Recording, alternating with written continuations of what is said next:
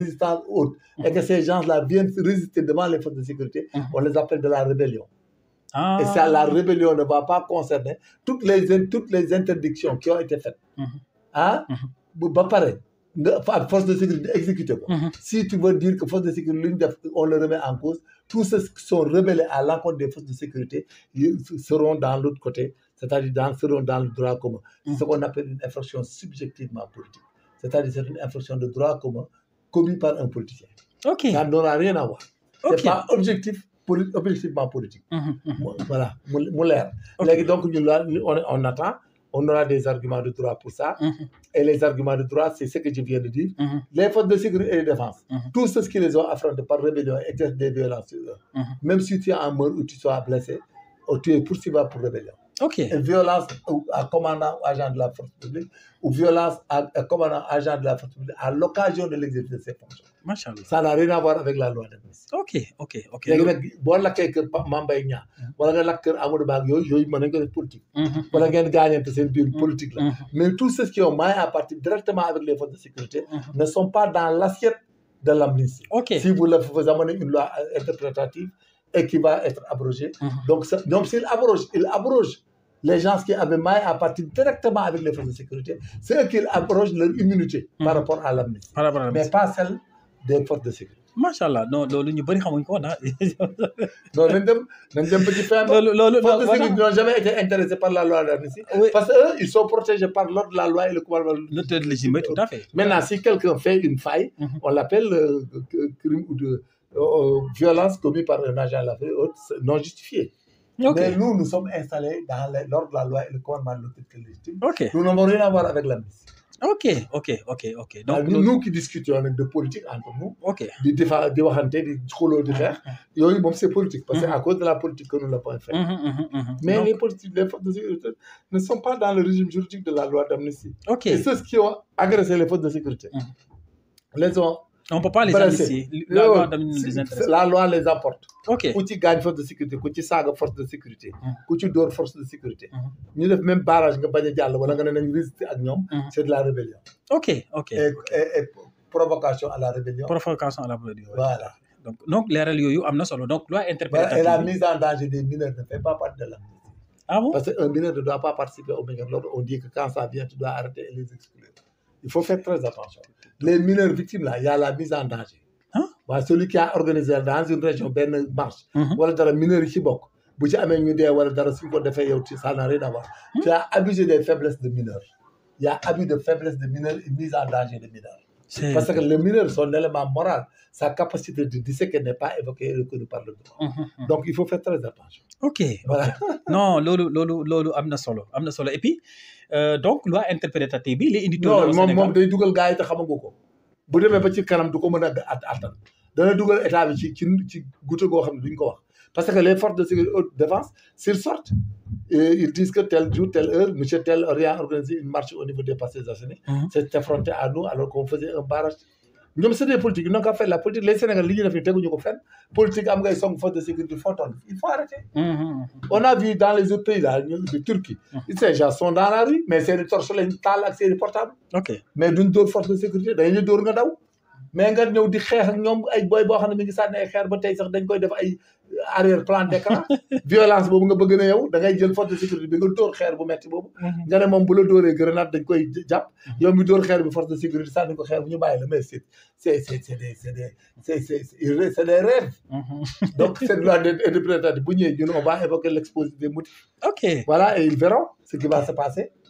Mais tous iront comme témoins, tous iront. Vous avez organisé tel jour à telle heure des gens à Bignona pour qu'ils manifestent, alors que vous avez vu que les écoles en faisaient partie haute. Même les professeurs qui ont libéré leurs élèves là, ils font partie.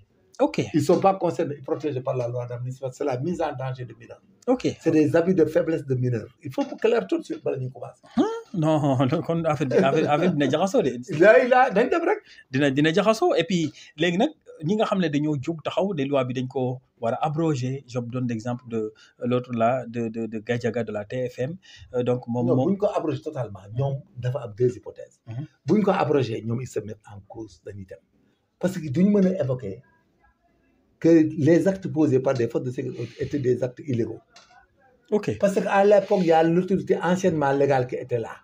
Le magistrat qui va juger, il ne peut pas passer outre. Ok. Mënoo passer outre.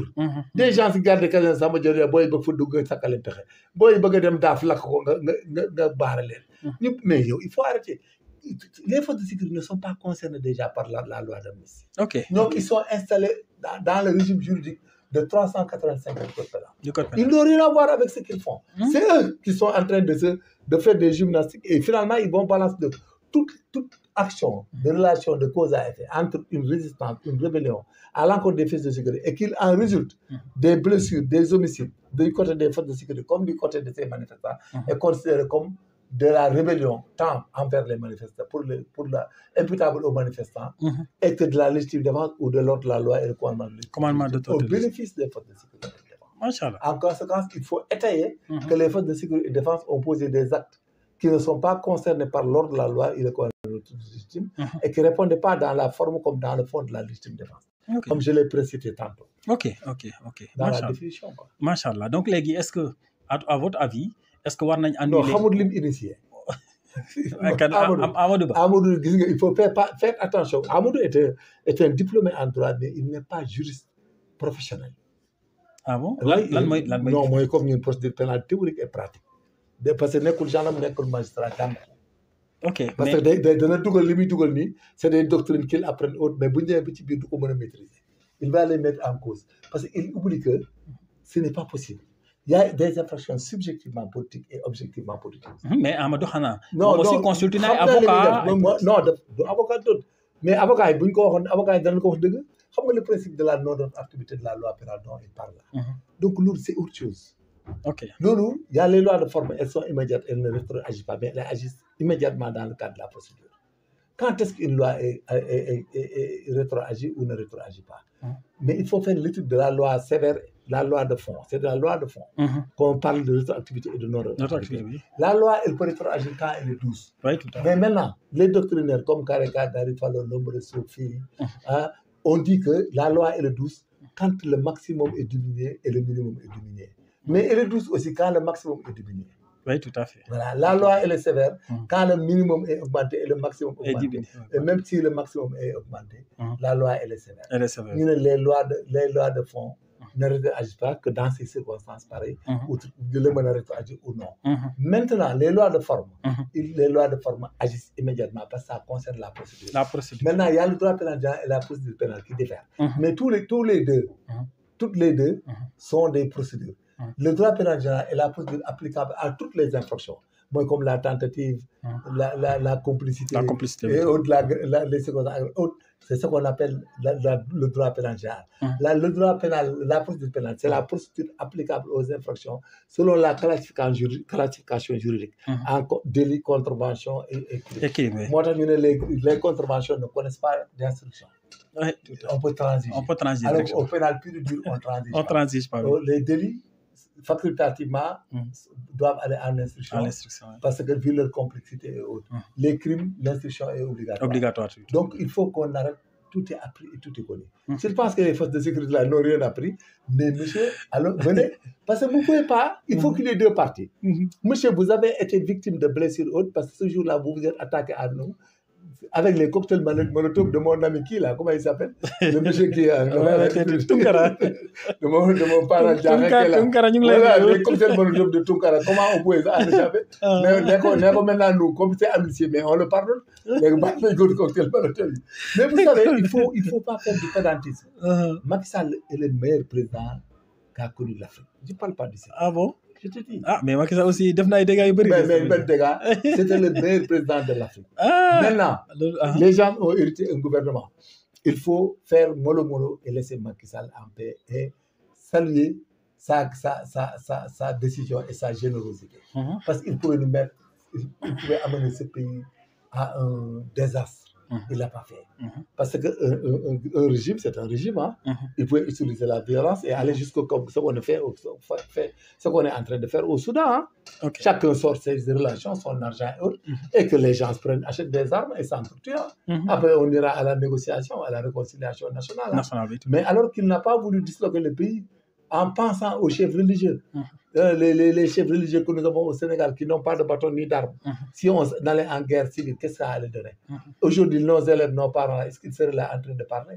Est-ce qu'aujourd'hui, tes parents, ils seront à Koupentoum en train de parler de social? Mais voilà que ça, c'est un président de la République bienveillant qui a une pensée pieuse pour tout ce qui se passe dans ce pays. Maintenant, si ces acquis-là, nous les compromettons, mais tant pis, on n'a qu'à aller en contentieux. Mais les forces de sécurité et de défense ne sont pas soucieuses de cette loi d'amnistie, de son interprétation, de son application. Parce qu'eux, ils sont figés et installés dans le cadre juridique de l'article 385 du Code pénal. Voilà, donc nous, on est installés là-bas. Et puis celui qui nous évoque, mais les partis, nous allons discuter. Okay. Nous allons plaider la cause.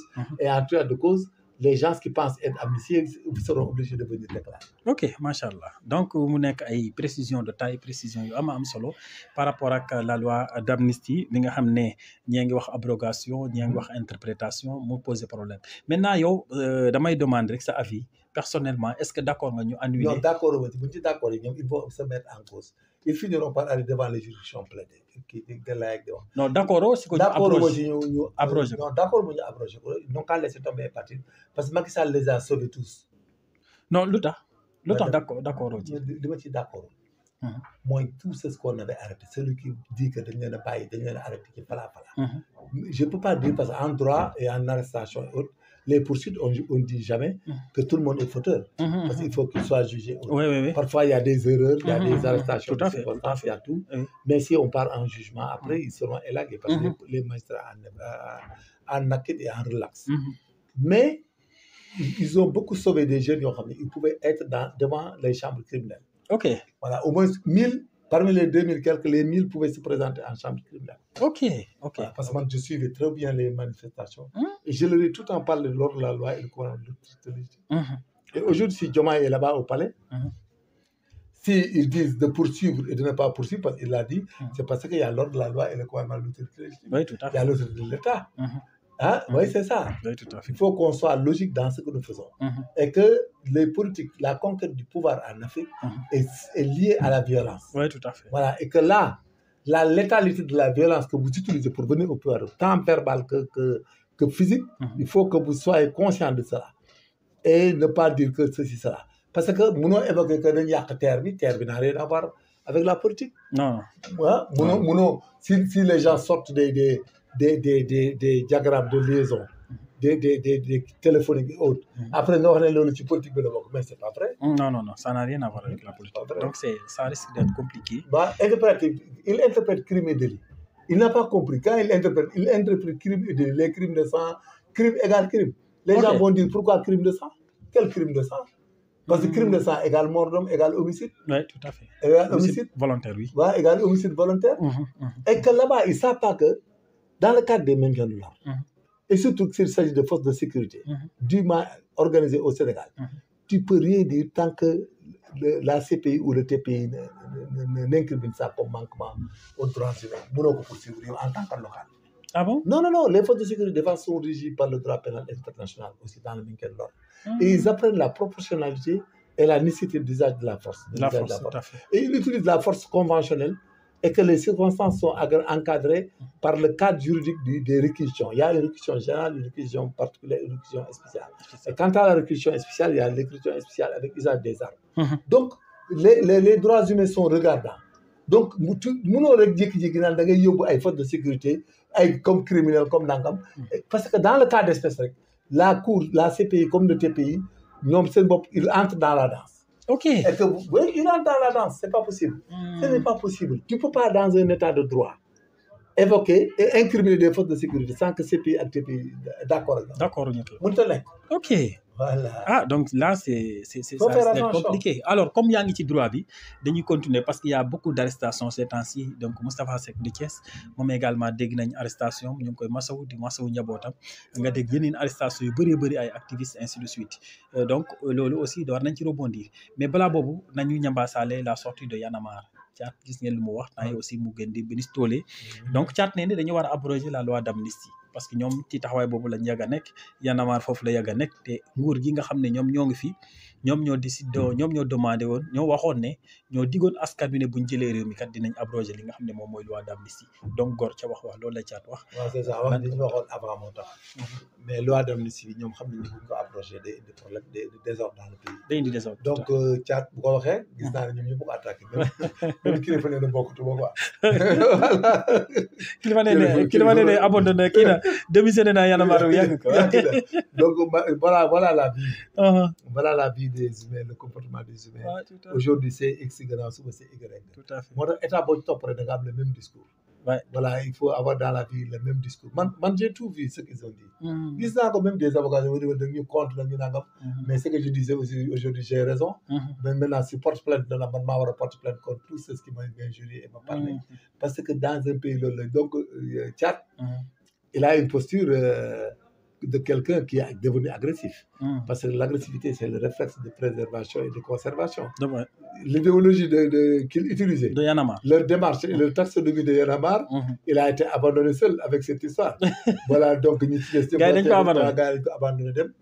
Donc lui, il voulait que la justice du fait, la justice académique, que dans tous les deux parties, que j'ai un problème, mais malheureusement, il a été abandonné seul. Donc, on est mouille et puis qu'on est idéologie. Wut ay partenaires crédibles parce que la versalité des êtres humains dans leur esprit et dans leur pensée fait que idée yi ngay am du nekk benn. Xam nga man j'ai cette idée parce que man j'ai pas peur qu'on poursuive les forces de sécurité parce qu'il peut pas nous poursuivre. Ok. Non, il peut pas, il peut rien contre nous. Coolee fii nekk ñoom li ñu defoon. Bu ñu ko defee ñooñu dañuy taxaw ñu génn PV yi teg ko ñu wax ko. Ok. ñu def procédure ñu xool. Ndagam bu boobaa benn policier gendarme dootul taxaw di defal maintien de l'ordre kenn. Ah oui, monsieur. Parce que maintien de l'ordre égale usage de la force légale. C'est ce qu'on appelle le politique. Il y a la politique et le politique. Ah bon? Le politique, c'est le fait d'user des forces définies par la loi et définies par l'autorité. Mooy le politique. Mooy doole ji gars yi am nii di jàpp nit ba nga wax ci télé bi. Loo wax ñu ne lu tax nga tudd premier ministre. Boo waxee ñu ne lu tax nga tudd Massamba Mademba. C'est ça le politique. Ok. Donc s'ils veulent continuer, mais s'ils le font, ils l'évoquent dans ce pays, mais il n'y a plus de maintien de l'ordre. Ok. Tu peux aller voir Diomaye dans le palais, hein. Que le tout aussi aujourd'hui, pour le Diomaye fait traduire quoi. Ils vont plus évoquer ay ordre de la loi, ay légitime défense, voilà. Parce que nous avons aussi le décret 74-571 du 13 juin 1974, nous qui nous appuient légalement lorsque les violences sont telles qu'elles ne puissent être vaincues, outre que par l'usage des armes, on en use. Okay. Lorsque les personnes que nous gardons, les embarcations, les installations ne peuvent être défendues outre que par l'usage des armes, on use des armes pour se défendre soi-même ou défendre autrui contre une agression actuelle et injuste dans la théorie de la légitime défense. Donc voilà, donc tout est établi, écrit. Il ne peut pas nous changer nos textes. Il faut qu'il abroge la loi. Et cette loi-là, avec le principe de non-activité, parce que même s'il abrogeait la loi et le décret, il n'est pas à sa fin. Parce qu'il parle de loi d'amnistie. Mais nous avons un décret 74-573. Maintenant, il faut qu'il l'abroge aussi. L'amnistie, nous ne sommes pas